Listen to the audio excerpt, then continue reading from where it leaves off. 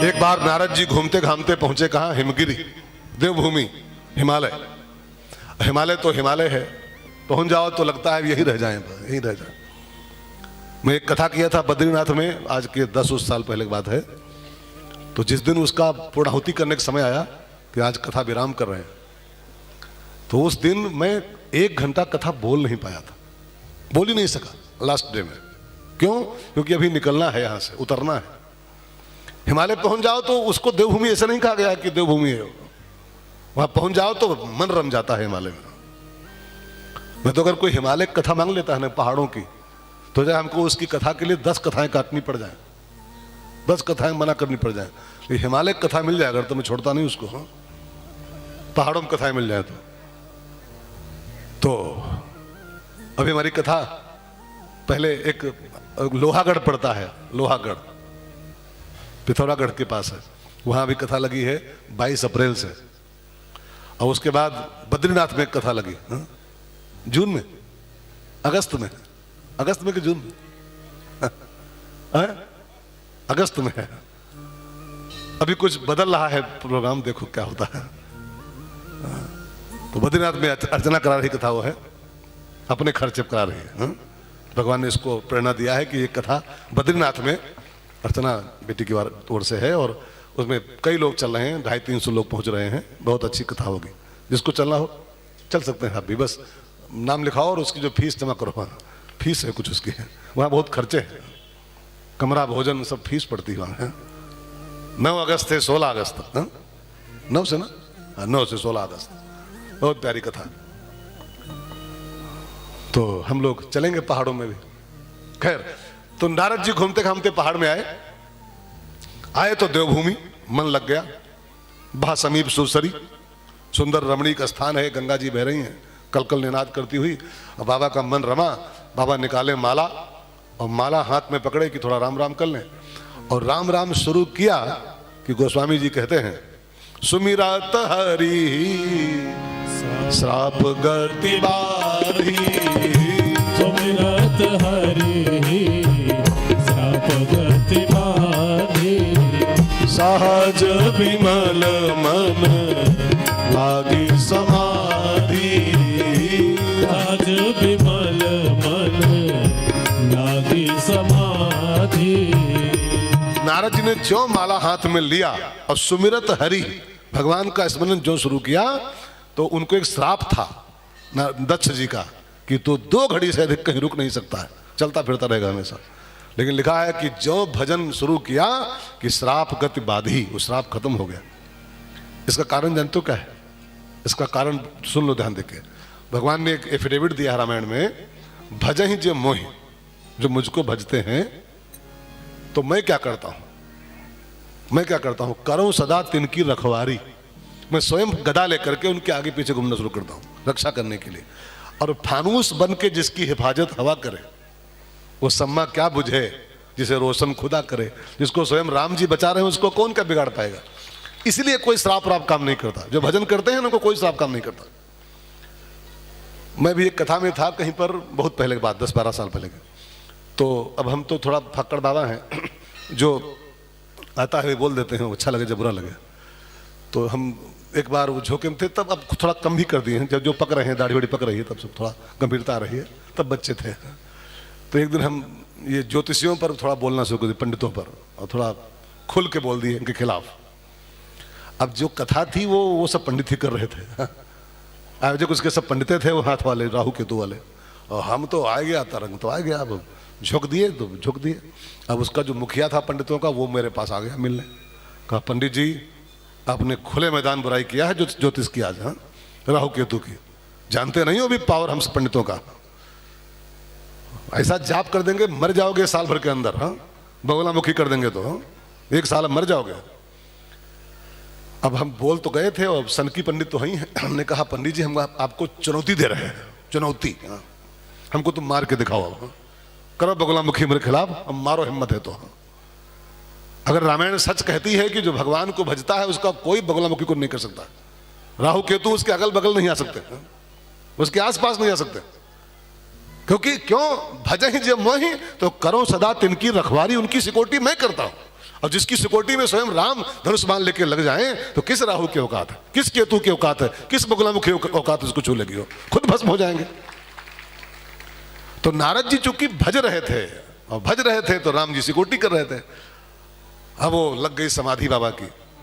अब बाबा को जब समाधि में देखा तो इंद्र की गद्दी खतरे में दिखाई पड़ी। इंद्र को लगा ये बाबा मेरी गद्दी पाना चाहता है, ये मेरी गद्दी के लिए सभी तपस्या कर रहा है।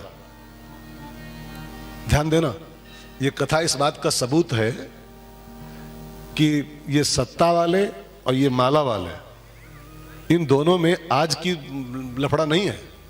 सत्ता वाले और माला वाले, भजन वाले, इन दोनों में अनादिकाल से चल रहा है लफड़ा। जब जब कोई माला वाला थोड़ा आगे बढ़ता दिखाई पड़ता है, ये भजन करने वाला थोड़ा आगे बढ़ता दिखाई पड़ता है, तो कुर्सी वालों को लगता है, ये सीट वालों को, कि हमारी कुर्सी खतरे में पड़ रही है। बाबा अगर जरा सा पॉपुलर हो गया, जरा सा इसका नाम वाम हो गया और कहीं टिकट ले लिया ये विधायक एमपी का, तो हम तो गए, काम से तो गए। इसलिए कुर्सी वाले और ये माला वालों में, आज की नहीं, बहुत दिन से चल रही है, बहुत दिन से 36 का आंकड़ा है। अब इंद्र कुर्सी वाला है, सत्ता वाला, और बाबा माला वाला है।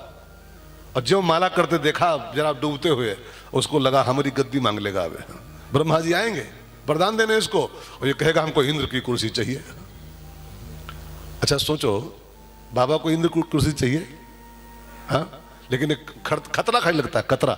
एक मैंने कहानी पढ़ी है, ये कुत्ता सूखी हड्डी चबा रहा था, सूखी हड्डी। अब तब तक उसको एक शेर आता दिखाई पड़ा सामने से, तो जानते क्या हुआ, वो कुतवा वो सूखी हड्डी लेके भागा। क्यों भागा? उसको लगा कि ये जो भगवा रहा है ये हड्डी हमारी छीन लेगा, अभी ये हम जो हड्डी चूस रहे हैं इनसे छीन लेगा। अच्छा सोचो कि जो भगवा हड्डी छोड़ चुका है, खाली मांस खा के हड्डी छोड़ गया है, वो हड्डी छीनने आ रहा है क्या? लेकिन जैसे कुत्ते को शंका होती है कि भगवा हमसे हड्डी छीनने आ रहा है, ऐसे सत्ता वालों को जब कोई संत आगे बढ़ता दिखाई पड़ता है तो डर लगता है कि ये बाबा कहीं हमारी गद्दी न छीन ले, हाँ, हमारी कुर्सी खतरे न पड़ जाए। इंद्र को लगा खतरा। अब इंद्र ने फौरन कामदेव को रेडी किया, कामदेव जाओ और जाके ये इसकी समाधि भंग करो, बाबा की बहुत माला कर रहा है, बहुत डूबा हुआ है, ब्रह्मा जी भी आएंगे हमारी कुर्सी मांग लेगा। अब नारद जी का समाधि भंग करने के लिए इंद्र ने कामदेव को प्रेरित किया, और कामदेव आया, अपनी पूरी कलाओं का नारद जी पर प्रयोग किया। लेकिन जिसको भजन कर रहा है उसकी कौन क्या कर पाएगा? जो राम को भजता है उसकी राम जी सिक्योरिटी करते। अच्छा समझो, कोई आदमी किले के अंदर बैठा हो, किला समझते हैं आप लोग? किला, कोर्ट, कोर्ट नहीं, फोर्ट, फोर्ट, मोटी मोटी दीवारें उसकी होती हैं, 12-12 फुट की मोटी, है ना? किला कभी देखे हो? कोई किला 12 फुट की दीवारें उसकी मोटी मोटी होती हैं, पत्थरों की। अगर कोई उसके अंदर बैठा हो और उस पर कोई गोली मारे, बाहर से गोली चलाए उसके, तो उसके ऊपर गोली पहुंचेगी? गोली पहुंचेगी? जो 12 फुट की मोटी दीवारों के अंदर अपने को पैक किए हैं, अगर कोई बाहर से गोली चलाए भी, AK-47 दागे उसके ऊपर, तो उसके तो गोली पहुंचेगी। नारद जी कोर्ट में थे उस समय, कोर्ट नहीं, सॉरी, फोर्ट में थे, फोर्ट में। अब जो भजन के फोर्ट में बंद है, जिसके आप भजन की चारदीवारी बनी हुई है, उस पर काम की कला का असर कैसे हो सकता है? खल कामादि निकट नहीं जाए, ये कामादि उसके नजदीक नहीं जा पाते हैं जो भगवान को भज रहा होता है। कामदेव आया, पूरी कलाओं का प्रसार किया, लेकिन वहां कोई गोली पहुंची नहीं। नारद जी बिल्कुल सेफ रहे। तब कामदेव डर गया और डर के बाबा के चरणों में आ गया, और बाबा की बहुत बड़ाई किया उसने। नारद बाबा, हमने आपको चेक कर लिया, आप में न तो काम है, काम तो आप जीत लिए हो, और आपने हमारी पीठ भी ठोक दिया, गुस्सा भी नहीं किया, आप क्रोध को भी जीते हो, और इंद्र की कुर्सी का भी लोभ आपको नहीं है, तो खाली भ्रम में जी रहा है। ना आपको काम है, ना आपको क्रोध है, और ना आपको लोभ है, आप तीनों को जीते बैठे हो। अब जब चुपड़ा, तो नारद जी की समाधि टूट गई उस चुपड़न में। ये जो चुपड़ाई होती ना, ये बड़ाई, इसमें अच्छे अच्छों की समाधि हिल जाती है, अच्छे अच्छों की। जिसकी समाधि तोड़नी आपको हो, उसको थोड़ा चुपड़ दो कस के, और जो चुपड़ोगे उसका किला ध्वस्त हो जाएगा सब पूरा। मोहन भैया कहाँ हंस रहे हैं यार? मोहन जी क्यों हंस रहे हैं? अच्छे अच्छों की समाधि तोड़ने की क्षमता खाली प्रशंसा में होती है। अब आप इस कथा से सीखो, जिस नारद की समाधि कामदेव खुद नहीं तोड़ पाया, हार मान के पड़ा हुआ चरणों में, लेकिन तनिक चुपड़ दिया, बाबा टूट गए, समाधि टूट गई उनकी। आपने कभी, माताओं बहनों आपसे सवाल कर रहा हूं, आपने कभी वो चुपड़ा है मक्खन, मक्खन चुपड़ती हैं कभी? ब्रेड मक्खन, मक्खन चुपड़ते हैं ना आप लोग? नहीं चुपड़ते। अच्छा, मक्खन चुपड़ते हैं तो किस औजार से चुपड़ते हैं, किस हथियार से? चाकू से। इसका मतलब क्या है? इसका मतलब यह है कि हर मक्खन के पीछे एक चाकू छिपा होता है। हाँ, जो चुपड़ रहा हो, जो चुपड़ रहा हो, तो हर मक्खन के पीछे एक चाकू छिपा होता है, वो दिखाई नहीं पड़ता है, एक चक्कू पीछे उसके होता है। जो बहुत चुपड़ना शुरू करे आपको तो जान लो कि बहुत मोटा चक्कू लेके आया है मेरे लिए, अभी कतरेगा, अभी कतरेगा। हर मक्खन के पीछे एक चाकू होता है। नारद जी जैसे महाज्ञानी भी मक्खनबाजी के चक्कर में टूट गए, समाधि उनकी भंग हो गई। और वहां से बाबा उठे, बाप इतना चुपड़ दिया कामदेव ने, फूल गए बाबा। वहां से उठे और सीधे पहुंचे शंकर जी के पास, कैलाश की चोटी पर। अब बाबा शिव तो बड़ा खुश हुए, वो राम कथा के रसिया हैं शंकर जी, और जब नारद जी को आते देखे कैलाश की चोटी की ओर, तो शंकर जी की खुशी इस बात को लेकर हुई कि बाबा आ रहा है तो राम कथा सुनाएगा, अभी कोई बढ़िया राम जी की चर्चा करेगा तो सुन के मजा आएगा। और नारद जी आए तो काम कथा शुरू कर दी। उम्मीद थी शंकर जी को राम कथा सुनाएगा, और काम चरित नारद सब भागे, सब पूरी काम चरित मानस बांचना शुरू की। तो शंकर जी बेचारे अब झेल लिए किसी प्रकार। अब जब बोलना शुरू करता है कोई तो उसको झेलने पड़ता है, हम लोग भी झेलते हैं रोज।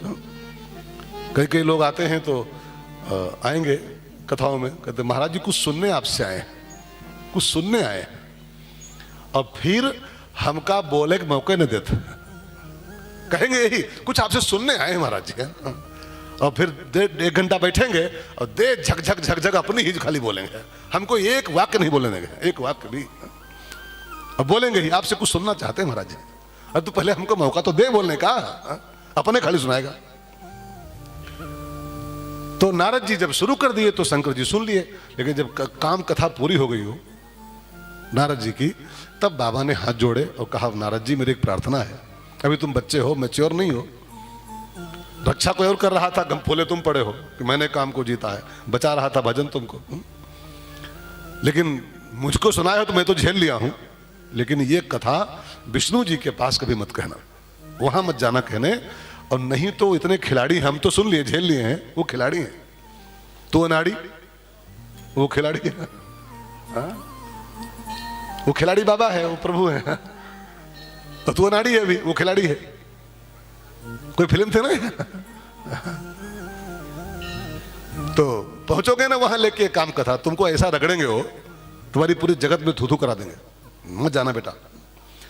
अब शिव जी मना किए, लेकिन नारद जी को क्या लगा कि इनको मुझसे मात्सर्य हो गया, जलन हो गई, ये तो खुद जीत नहीं पाए थे, कामदेव उनकी समाधि भंग कर दिया था, खुद तो हारे बैठे हैं, और मैं जीत लिया तो इनको हमसे डा हो गया, वे चाहते हैं कि हम कहे ना, क्यों ना कहें जी, मैंने जीता है तो मैं क्यों ना कहूं।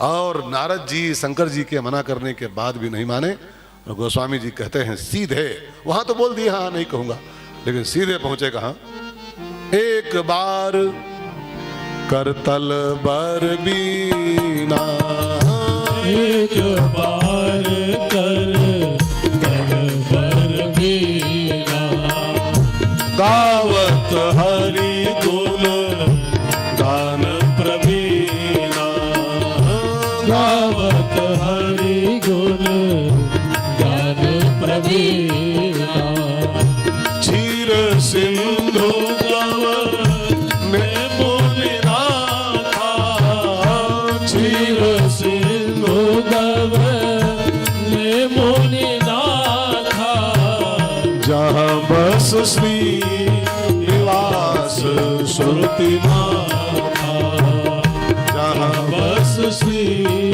निवास श्रुति माथा। नारद जी पहुंच गए क्षीर सिंधु, क्षीर सागर। भगवान ने खड़े होकर स्वागत किया और पूछा नारद जी बहुत दिन के बाद आए हो, 5 साल लगा दिए, कहाँ थे, 5 साल बाद राउंड मारे हो।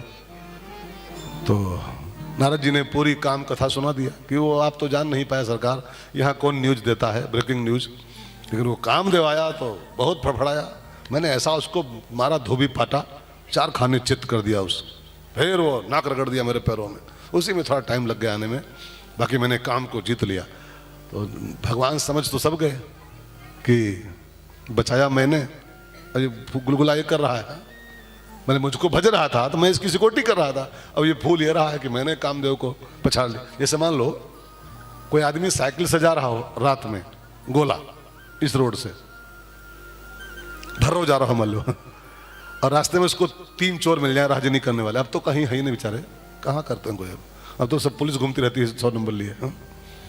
पहले खूब होती थी राजनी, अंधेरे में निकल पाओ तो गली मिलके 4 लोग पीट लेते थे और सब छीन लेते थे, सब छोड़ लेते थे।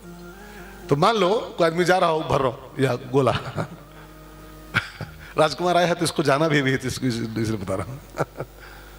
तो और रास्ते मिले राजनी करने वाले और 2-3 चोर मिल जाएं और पटक लें और पटक के और छीनना शुरू करें। इतने में एक पहलवान पीछे से आ रहा हो, कोई पहलवान आ रहा हो, और वो 2-3 मुक्का मारे खींच के चोरों को भगा दे, आपको बचा ले। और सवेरे आप किसी होटल पर चाय पी रहे हो बैठे, उस पहलवान को पहचानते ना हो आप जिसने आपको बचाया था, वो भी बगल में बैठा हो, आप वहाँ बघारो अपनी की। जानते हो मैं रात को आ रहा था 1 बजे तो 3 चोर आए, हमको घेर लिए, फिर उनको एक मुक्का मारे खींच के हम, और तीनों को गिरा दिए। फिर तीनों को, वो पहलवान बगल में बैठा सुन रहा हो तो क्या मुस्कुराएगा वो मन ही मन कि वाह भाई वाह, बचाया मैंने है, बचाया मैंने था। और ये बघार क्या रहा है कि वो 3 चोर मिले, मैंने फिर पटक के 3 मुक्का मारे, सबको बिछा दिया। फिर तो पहलवान को हंसी आएगी ना कि बचाया मैंने था और गुलगुला कर रहा है। तो भगवान वही हंस रहे हैं मन ही मन में कि इसको बचाया मैंने है कामदेव से, नहीं इसकी औकात कामदेव से। शंकर जी बच नहीं पाए, इसकी औकात कितनी, बचाया मेरे भजन ने है और ये फूल ये रहा है। घमंड हो गया इसको इस